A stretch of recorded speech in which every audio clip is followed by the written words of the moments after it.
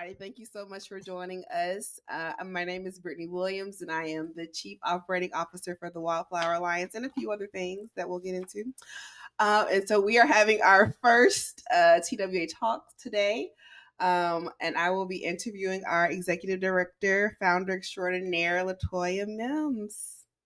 Hey, y'all. So this was supposed to be so different tonight. Oh my gosh, we had big plans, but as you know, whenever something is going to be amazing, whenever it's going to be a message that needs to reach, I say it like the church folks say, that the enemy gonna try to stop you. So anyway, but what happened was we had major technical issues with our software, with our cameras not syncing. I mean, it didn't matter what camera we tried, we couldn't get it to load and to show up. So we went live and it was just a black screen, and so it was just chaotic over here.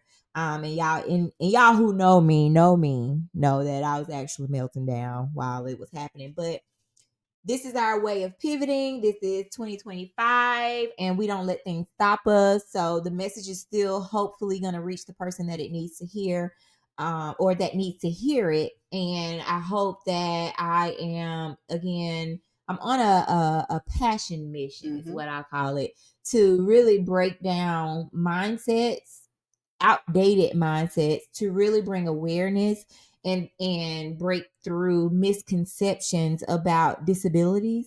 And so I think that's so vitally important because it shows up in so many different areas because of the mindsets, is why we experience and see some of the barriers that we do in society and medicine.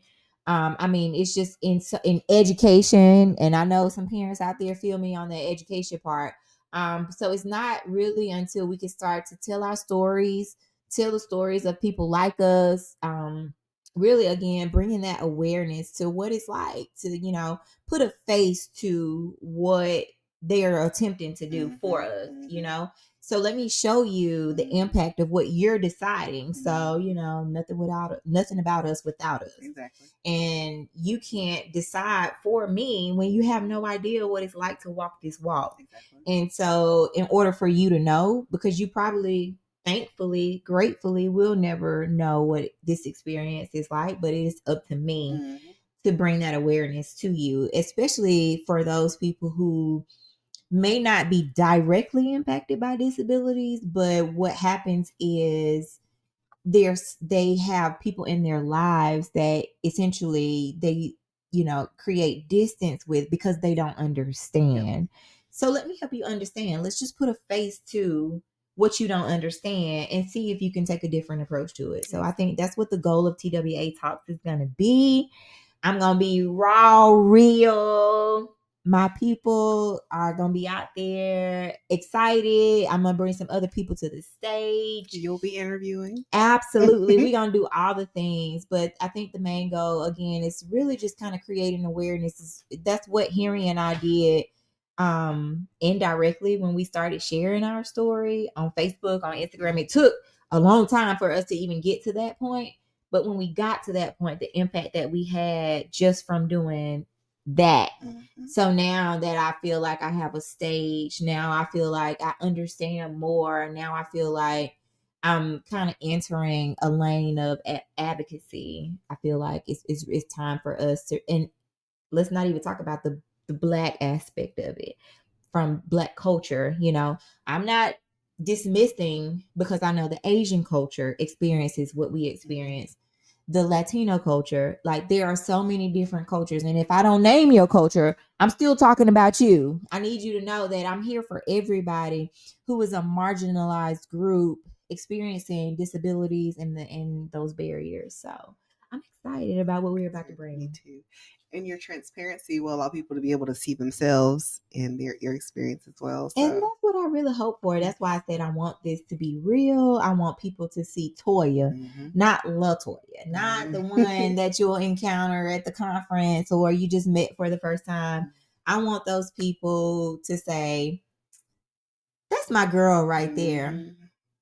That's my girl right there. And I need her because she's saying the things that I feel And I had no other way to express it. But since she's saying it, I'm gonna go out here and say it with her, because, and then also remember, there's strength in numbers. So if I could start to voice some things that people feel deep down inside, I hope that it empowers you to go back into your space, whether that's your family, your job. Like, you're gonna encounter so many different challenges in so many ways, and it's all related to what your experience is with the disability, whether it's your disability, your child's disability, whatever it is. It's just so many ways that we can start to talk about it, bring awareness to it, tug on some heartstrings, because we need them allies out there too,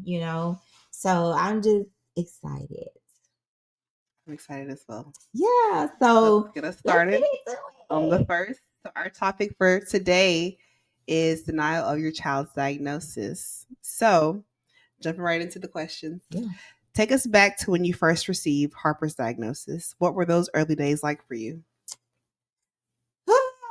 It's so funny because, like, Henry and I talk about, we recently had I'll say a more candid conversation, being in this new space that we're in, about the diagnosis and some of the smaller things that we probably were seeing that I rejected immediately because that was my child. And what I do know is that child development looks different in every child, right? So, and Henry is the more reserved. He's the more anxious. He's the more, are you sure that's okay? And I'm more like, yeah, like, let's just go with it, see what's going to happen. And so I can honestly say that some of the things that Henry pointed out as concerns, even in that time, I dismissed them so hard and so fast, like, you tripping. Because I know you, and I was attributing it to the fact that you're just a very anxious person in general, and you're very cautious. And I don't want you to, like, put that on our child. And so that's why I was very dismissive. But even when I never forget, and I'm gonna tell this story because this is a story that nobody really knows. I have a friend. She's also on my board. She's a physical therapist, and she noticed the delays. She noticed the other, like, indications that something was going on. And I'll never forget, she came to the house to see the baby, and she was like, well, no, actually, she had come to the house just for a regular visit because that's my girl. We check in here and there. She came to the house, and I was telling her about the difficulties I was experiencing with one of the daycares that Harper was in. And she said, oh, I don't know, Toy, like, the baby's starting to feel kind of light. Now, with cerebral palsy, you don't gain weight as fast as you should. Um, and I just said, it's because they throwing my breast milk out. I had a reason for, I literally had an answer for everything. So when she presented that concern, of course, in her expertise, she knew a little bit more because it wasn't just her weight. She said, and I'll never forget, she said, yeah, I had caught myself evaluating her. I picked her up and I started doing certain things with her, and I found myself doing an evaluation on her. But also in that same time, you seemed very defensive, like you wouldn't receive what I could have potentially said to you. And I said, you're right. I would not have received it. I would not, because the question had been posed and I had already dismissed it so many times. So I don't think at that point I would have received it from any person. So did you identify the things that people were saying, or not people, but Henry and the friend that I made didn't. you to resist them? Honestly, I didn't. Okay. I didn't know I was resisting. It was a natural defense mechanism where I said, they're just trying to find something. Being Black, it's always like, there is no way this could be. So the doctors or everybody. Okay. So we actually had the pediatrician that we're with now. She is not our first pediatrician, but not by choice. The first pediatrician that we had also noted the same concerns that the second pediatrician, this our current pediatrician is, that we're with, she noted the same concerns, but she dismissed them fast, hard, before I could even understand why it was even concerned. You know, she just said, yeah, her head looks kind of small, but dad's head looks small. So, and after that, I was just like, okay, well, whatever. I didn't think anything about the comment. I shouldn't have, because, like, why is it even a question that her head is small? You know, why are you making this comment? Yeah. I didn't think that far into it. I just said, okay. Because at the time, she wasn't missing milestones. There was nothing obvious to me. There were things that were obvious to Henry, but I had dismissed him so hard and so many times that he stopped voicing his concerns. And he also like bought into it, like, well, maybe I am tripping, because I was so convinced. Now, y'all know when I talk, I am convincing. And so I think that was me being in denial that something was going on. I think that for my first time, when I finally said, that don't look right. We have this picture where Harper was asleep on the bed. She was laying on her back. She had her hands up, but her legs were spread open. And the only reason I remember this so well is because Harper's legs, the way she was laying, she literally looked like one of the chickens you buy at Publix, like a raw chicken. Girl. It did. Her legs was like, and Henry was just like, look at her looking like a chicken, you know. And so we laughed about that, but that was my first instinct, deep down inside, like, I ain't never seen no baby's legs open and lay flat like that, like her hips. That's a issue with the hips. But I said, yeah, she sleep, she relaxed, you know, like whatever, and we kept going. So there were so many times that I could think back now to where I was in denial, but the denial that I was in was deep rooted, you know, because I was all about, you're not going to label my child. I was all about, oh, you know, you don't get to say, because there's this saying in church where it's like, we don't, whose report do you believe? You know, God got the last say so. But, and you hear all those things, but when you truly never have an experience, you don't really know what that means. So then the first inclination that there could be something that you should be concerned about so that you could take action, you're going to go with what you've heard. Oh, I don't believe that. I believe the report of the Lord. You know, even though I'm like, well, what the Lord reporting on? You know, like what is it? I never wanted to take a deep dive, honestly, because I was trying to avoid the label. That was all. It was all about the label. Like, you're not gonna say this about my child. That's all it was for me. So when you first heard the diagnosis, I guess tell us a little bit more actually about the process from these first type of signs to the point where a diagnosis was received, because I remember this process. Yeah. Oh, you should remember, because it was a journey. Yeah. I mean, I never believed it. I won't say I never believed it. I didn't want to buy into what they were potentially saying, because I didn't believe that I saw what they were saying. But also, I didn't know enough about what they were saying to say that I wasn't seeing those things. And so that's not fair to Harper, because if you're the expert in child development and I just have my experience, my life experience, oh, I'm the oldest of 6. I've seen babies. Yeah, I've seen babies. But I had to raise them babies. You know, I helped raise the babies, but that's much different than giving birth to those babies. And so I never wanted to, or I'll say I never understood what they were saying to me, even though I was the one, like, I asked the questions, because that's the first thing people tell you. Make sure you're asking these questions, make sure you don't leave that room without knowing what they say. There's a difference in knowing and understanding. And I didn't understand what we were up against, what we were facing. Even though I had a background in the lab, I should have microcephaly but that term was never used, so it didn't catch me. And so that's a part of why I'm so grateful that we got the pediatrician. We were moved. I feel like that was truly a God move for that first pediatrician to retire like she did, and we get rolled over to someone else who's like, I'm almost positive she saw the resistance in me, but she said, okay, I'm gonna go with you. I resist with you, but let's be sure. Yeah. And you can't like not, go with someone who's like, I get what you're saying, but let's be sure. Cause like you don't know. Yeah. Let's know. That was what pulled me in, was let's know.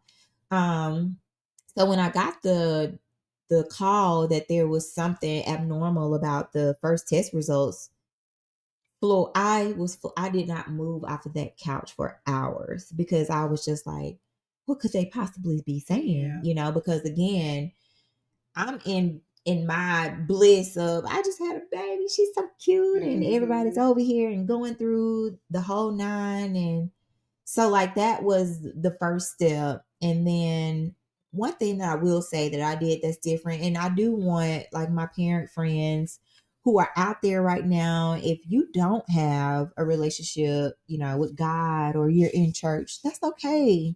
It's okay. This was my journey. This is what it looked like for me. And for me, when I got that first abnormal result, I said, let's go pray. We're going to go back to church. I understand that people don't have that. And okay, you don't have that. So let's then approach it logically. What's next? What are we looking for? What are you saying that's happening if you choose to go that route? For me, I felt like I needed the prayer. I needed to make sure that we were taking the spiritual like steps that we could to, because we are spiritual people. We believe, we're believers in Christ and healing and God and the Holy Spirit. I believe in all those things. And so I said, that's the approach that I'm going to take, but that's not where I stopped. So let's be clear. Okay.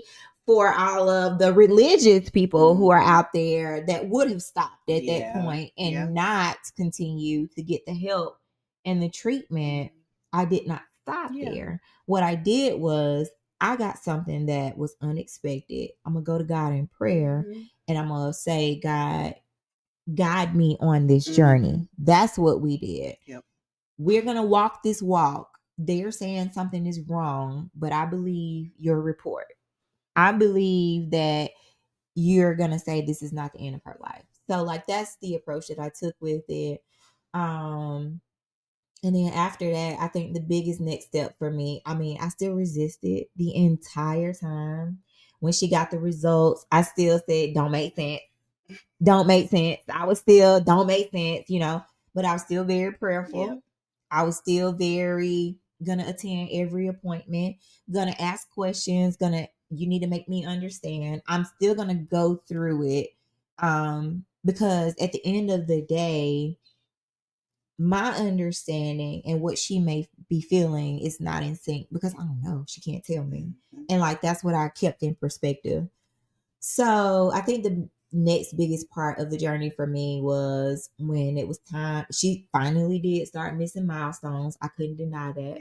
Yep. Once I got to the place where I couldn't deny it anymore. And I think that's where maybe a lot of people you do get to that point where you can't deny it. You get there internally first. And it's okay because at that point that you get there internally, that's where you feel the guilt, the shame of, oh my God, I was fighting so hard against this, and like she really should be sitting up on her own. And I know that, and I think that was again still deep down inside of me, but that was also a part of the prayer showing up because that was also God saying, you cannot deny, like you're a type of person that you want to see it. All right, I'm gonna show it to you, so here you go. So like, for me, I got to the place where I just couldn't deny it anymore. Even though I did. I still did. I still resisted. I still said, but I'm gonna believe in a miracle. A miracle's gonna happen until I had voice of reason from a mentor that said, what could hurt if you did this? Yeah. That was for me. Now, I understand, again, recognizing that everybody's journey is not going to be the same. Some kids may need medication. My child just needed physical therapy, thankfully, at that point, because later on epilepsy showed up. Yeah. But we just needed physical therapy. But for anybody out there where, you're still in denial internally, I do want you to sit with that and figure out, why are you in denial? For me, it was the labels, and it was what came with the labels. So when I got that voice of reason, and it was my mentor that said, what could hurt if you do physical therapy? And I said, you're right, because I've done physical therapy before. It's just exercise, so we could do it, And even in that, I was still very resistant, very in denial. Really? So, very. I was terrible to our first physical therapist. They were scared of you. Well, I won't say that she was scared, because I wasn't rude, but I was she knew that I was like, nah, we ain't gonna need that, so don't even try to introduce that conversation. We ain't gonna need that. I was, every single time she came to the house, well, we ain't gonna need that, because she's gonna start doing it, right? And I would phrase all of my questions like, well, once she meets this goal, then what? Because it's like, we ain't gonna need you no more. So why you keep trying to tell me something? But I think their expertise showed them, oh, this is cerebral palsy, and this poor baby don't even know it yet. Because at that point, we had no idea. So yeah, that denial phase for me was something serious. It literally took me the first year of her life to truly say, okay, like something is up. So then why do you think that the denial happens, and what makes it so hard to accept?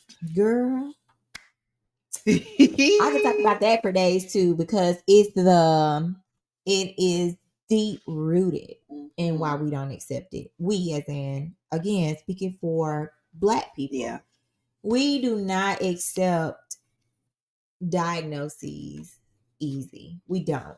We don't accept you saying, I got diabetes. Think about it. It's the same. Like, you ain't gonna tell me I can't eat my fried chicken no more. Like, you're Thanksgiving. Like, you're not gonna tell me that. I don't feel bad. So there's no way. Even though the data shows, which is your numbers, your glucose, we call it sugar. Yeah. We, even though like all of the indications are there, we're not going to accept that. And that's where it starts for us. And then if you think about why it starts, so I'll tell the story about the conversation that my dad and I had, where he talks about, to me, he and I were having a conversation. He said, you guys are showing me something so different about disabilities. He said, because a kid like Harper in my day was hidden in the back room. And he said, and it's not because, he said, it wasn't just shame. So there was shame because this child wasn't as developed as the other children. There was shame and fear. That's the part that people don't acknowledge, because if I'm this big, strong person, I ain't scared of nothing. But deep rooted, we are afraid. But why we're afraid is because we are a marginalized community. And being in a marginalized community who was mistreated so long, treated unfairly for so long, denied our rights for so long, that you start to want to protect yourself. And so what happened, again, back in his day, he said the kids were hidden in the back room out of fear, that out of shame, number one, but then out of fear that someone was going to come in and say, you're not doing right by this child. So then that child becomes institutionalized. So they were taken out of the home. Yeah. So realize that deep rooted fear is what still lives on in our people today. It does. Yeah. They don't know how. We haven't given them the words to say it. So I'm giving us the words. The reason why we feel the way we do is because of that fear of the label. And then in today, what that fear of the label looks like is special ed, sped, short bus, all of these negative connotations of things that were, made fun of because of people with, who had disabilities that had to do these things. But even in those times, they were still being mistreated. Yeah. And so that's where the fear lies in the label. Yeah. The fear lies in the label. And when you label someone as such and you say, this is what you are, so then this is what I am confining you, condemning you to. You cannot go in the classroom with your peers because you're not like your peers. Yeah. You cannot participate in this sport because you don't behave like everyone else. When you talk about autism has been is prevalent in our community, but has been around for years. I remember when I was growing up as a kid, there was our neighbor who I now understand had autism, still probably has autism, and had these stimming thing was called stimming today. And he could talk, he could like verbally talk, but he couldn't make eye contact with you. And he was very different. Yep. And I remember people in my family treating him different, even though as kids we were just like, well, that's what he liked to do. Yeah. So, okay, and what we do then is train our kids that you're different from Yeah. him. And so all of that behavior is taught. So I think that ultimately, like what we have to start like acknowledging is all a deep rooted fear because of what stemmed from what happened back then to us. Again, it wasn't happening just to us, but it was happening in a very radical and very forceful way to us that made us want to then in turn protect. So I think that and that story alone, and then I go on and I learn about what institutionalization looked like for people with disabilities and what was happening, and how even the most unsuspecting people who thought good things were happening and they were actually sending their kids on purpose, and then later finding out that it wasn't what they thought it was. That's a fear that then creates. That's your grandma who said, I sent your uncle there. So don't let them tell you that that's what's happening to your kid, because I know what happened to me. Yeah. That lives on today. And we have to acknowledge that it happened, acknowledge that it was wrong, say it, and then move on and advocate for better. Yes. So I think like that's ultimately just where it all stems from. So for me and my family, I didn't have anybody that was institutionalized, but you definitely weren't gonna label us. I don't believe in labels, so you're not gonna label her as, I didn't even know what I thought they was gonna label her as, just because that was never given to me. But a label wasn't acceptable. So yeah. So we kind of talked about that one. Okay. So we're going to the next phase. So, what were the first signs that your perspective was starting to shift? So it was the fact that I could tell that Harper wanted to participate. That I know that flushed your heartstrings. Oh, baby. I know it was did. like, y'all not gonna leave her out. Yeah. That is ultimately what it was. She liked the same exact things that kids her age like. She just couldn't move like them. Yeah. That's it. That is what Scott. That is probably when I became an advocate. I just didn't know. Yeah. But what I wasn't gonna let you do is limit her. So I remember making a post on Facebook about, we don't tell Harper nothing is wrong with her. So she truly doesn't. Now I'm sure now she's like, okay, I can't move that fast. But she was never made to feel like, and no one was allowed around her that was going to make her feel like she wasn't like the other kids that she was around. And removing that barrier for her makes her think she can go. And that's what you need. That's what she needs, so that she's motivated to do as much as she can. And then we meet her where she can't. and we make accommodations, and then we advocate for accessibility, and we do all the things. So she's not going to go to the playground and sit in her wheelchair and watch the other kids. I'm going to be there, and I'll let my legs be her legs. I'm willing. If you're going to invite her to a play date, her mama is her aide, and so she's gonna still be able to run and keep up with the other kids. She's gonna be able to do the things. She's gonna have somebody that's gonna be there to support her. It was just I'll never forget seeing.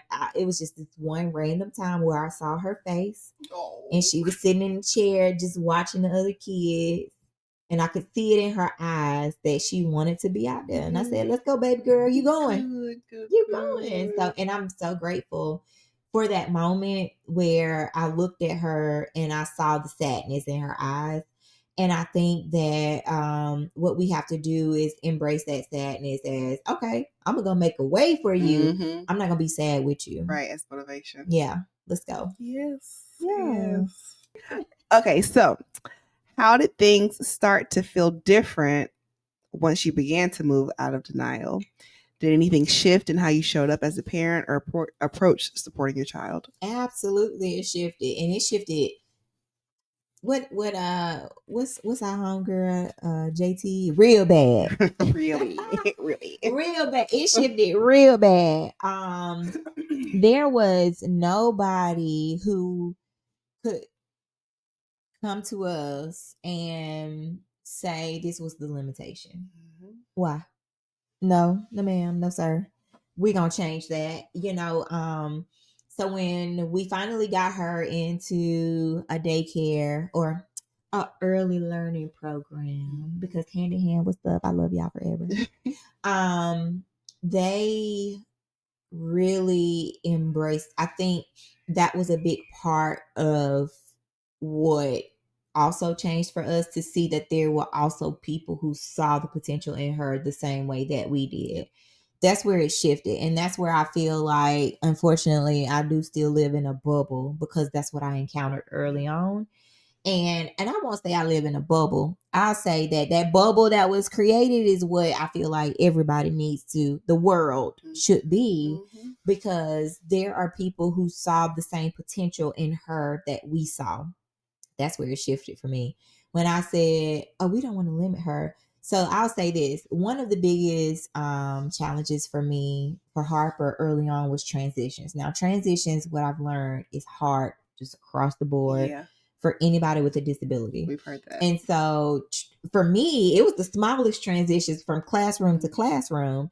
And I would literally have anxiety. I would want to throw up. Like, it was bad because of what we had gone through when she was in a space that was not inclusive. Yes, I said inclusive. DEI, what's up? Go. So, we were in this space where everything that we wanted for her, they wanted for her. Even if it was ambitious, because it was very ambitious, because we also still didn't understand the level, or I'll say the severity of cerebral palsy that she has. And the reason we didn't understand it is because we encountered doctors who were very culturally competent early on. We encountered doctors who were very family focused, family centered, patient centered. So they refused to apply labels. They refused to say this is what she's going to amount to. We never encountered a doctor like that. And I think that was the blessing in disguise for us, because now if I do encounter that, somebody head getting bit off. And also because it's dismissive a little bit when you run into the labels, rather than taking the time to explore and see what actually the experience is, so that we can title things correctly. You're not just going to go off the gate and say, it is this, get out of my office. Exactly. So take the time. Exactly. And look at and listen to me as the parent. If I'm telling you this is what she does at home, believe me when I say that's what she does. And if I'm frustrated because she's in front of you, stranger, and she's not doing the things that I'm describing, I said what I said. I said what I said. Hey. And you think I'm making it up? I'm not. No, I am not. Now, still offer me your expertise and what Exactly. you know so that I can pair that with what I'm experiencing, but also know that my child is not going to be limited.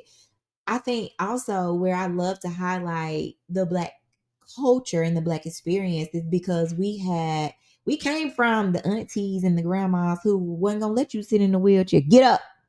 You're gonna walk around. Even for people who are not impacted by disabilities, think about how you had a grandma who said you ain't gonna lay in the bed all day. Yeah.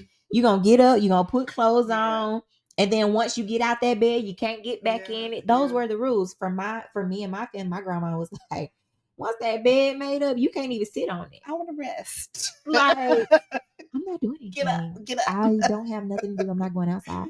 No, it don't matter. And so, like, that level of perseverance, that level of motivation, because that's ultimately motivation, is where we come from.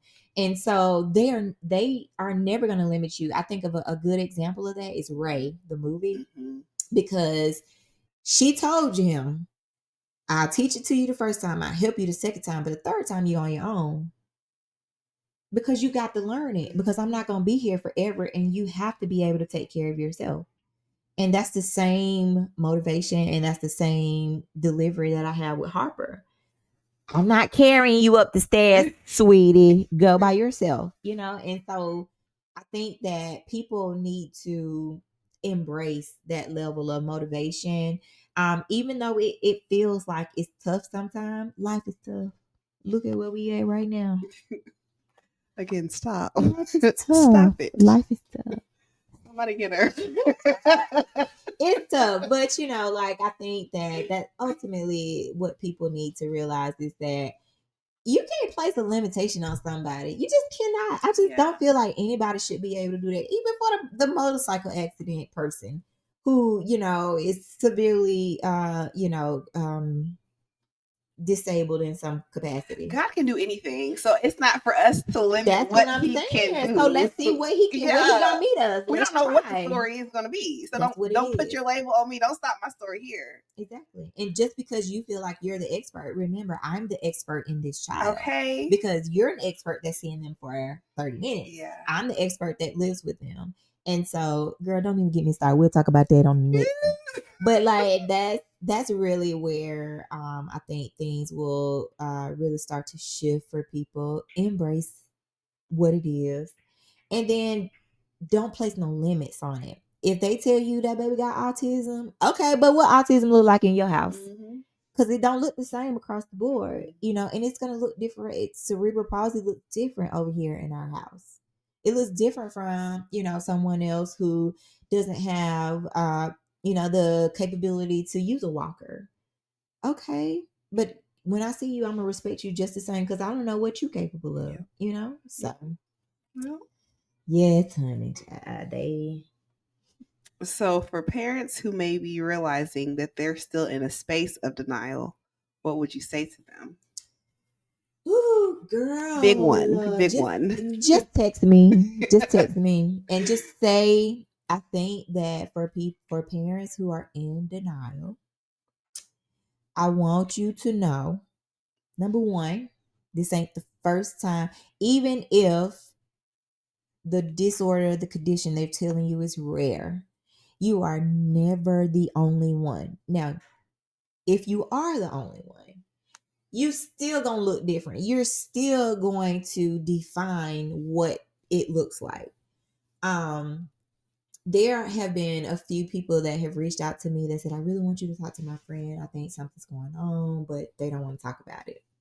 I already know what you talk about that friend feels like. They don't want to say it out loud. Okay. Don't. Text me. Like, text messages is the easiest way for you to journal your feelings. That's how I look at that. It's an easy out, as some people would say. It's an easy out for your feelings too. Yeah. But for the parent who's in denial, the reason that you're in denial is because you're afraid. You're afraid, and it's okay. It's okay to be afraid. You're not just afraid, you are grieving the life that you dreamed of for your child. It's okay. It's gonna look different. That's all. It's gonna still be a good life. Yeah. But it's just gonna look different than what you had planned. And that's the beauty of it, is that it's gonna transform into something so amazing that you couldn't have planned it. So for the parent that's out there that is looking for somebody to talk to, 205-738-9051. Text me. I'm not going to push you to do nothing. I'll just listen.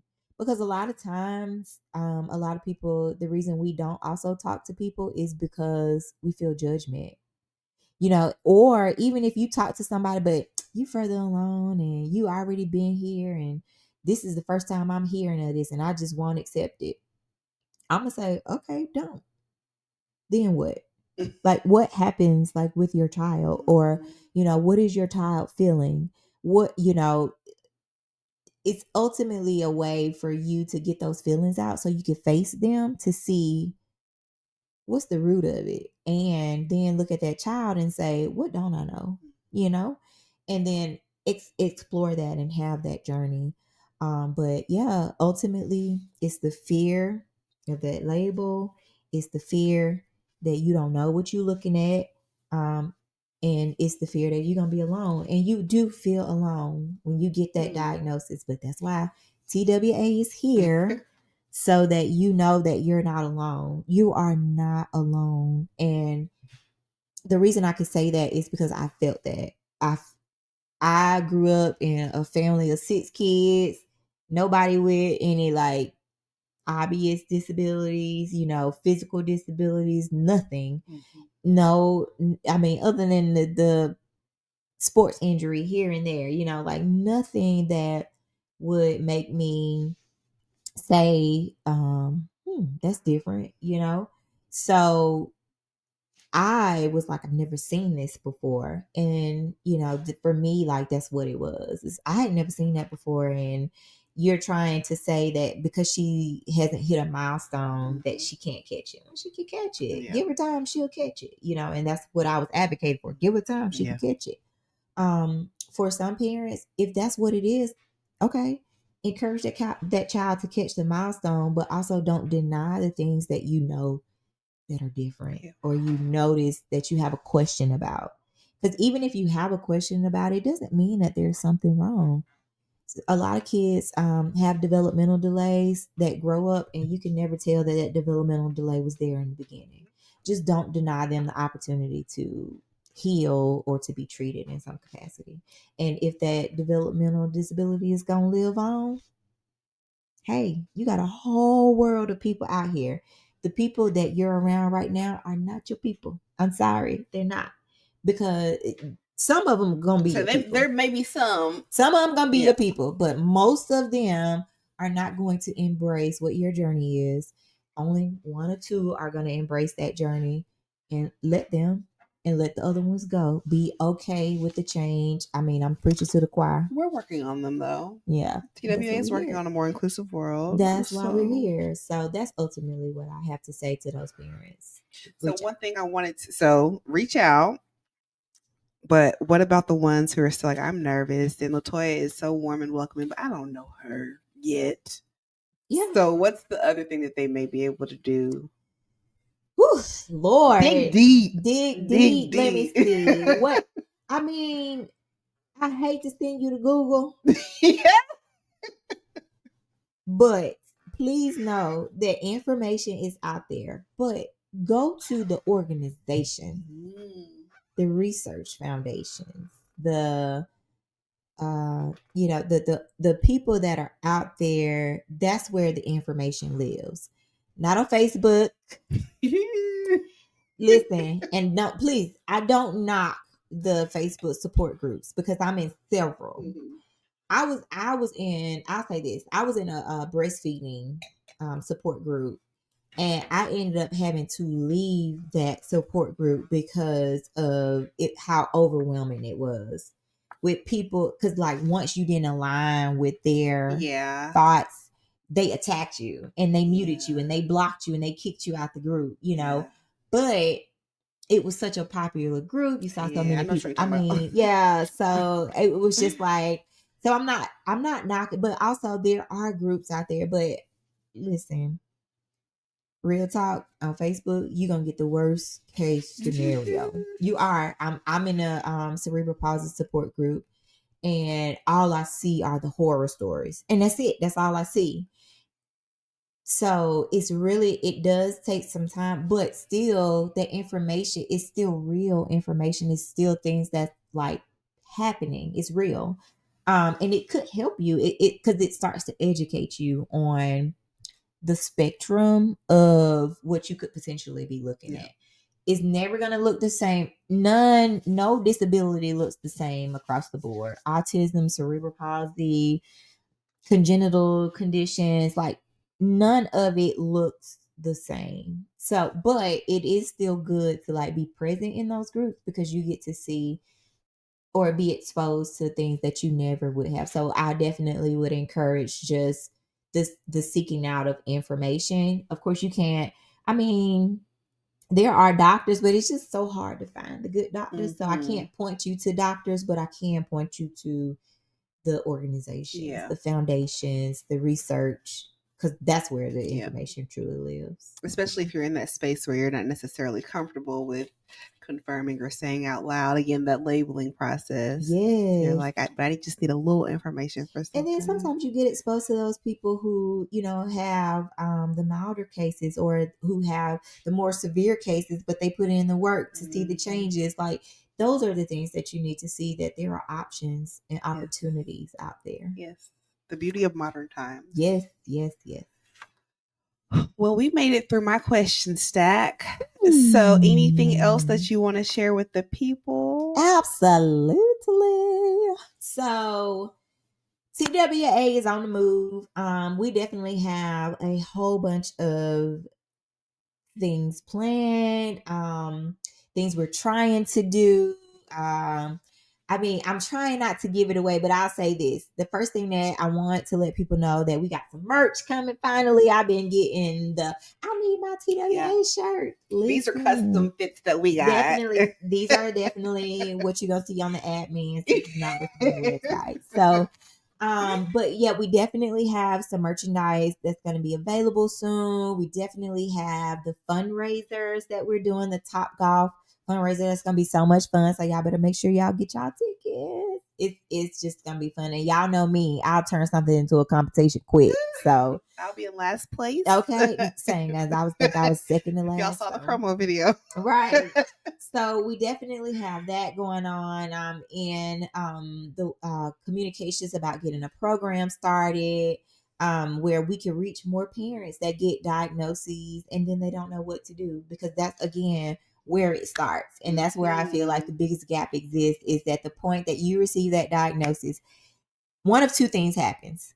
You get a stack of papers that they like call all these people, or you like, okay, what do I do now? Yeah.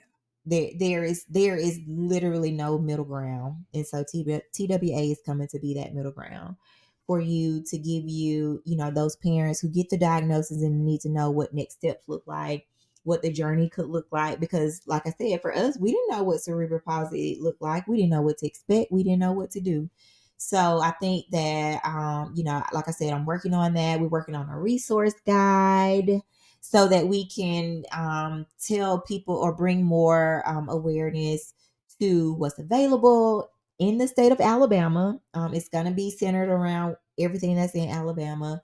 Eventually, I definitely have some more ideas for some other programs we want to roll out. Stuff coming up. Huge stuff. So I'm just going to pause there and just say, y'all make sure that y'all are signed up on the website to get our newsletters, to get our updates. I know that there are so many parents out there that want to be a part of TWA. I do have a parent council that if you want to be a part of, I'm open to you sitting in on and sharing your ideas and just figuring out how you can be involved more. I am here for you. So bring your ideas, bring your experience. Other than that, I think those are the main things. Is there Yeah. anything I'm forgetting? No, it's just going to be a big year for TWA and the community Definitely. for 2025. So Yeah, we are great adding. kickoff. We Absolutely. I need hope it. that y'all learned something. I Sorry. hope that there was something that was said tonight that resonates with you. I hope that you could think of somebody in your circle who you may have walked away from because you didn't understand what they were going through, and then you can go back, double back, and have that conversation and just take accountability and say, I just didn't understand, but I want to be here for you.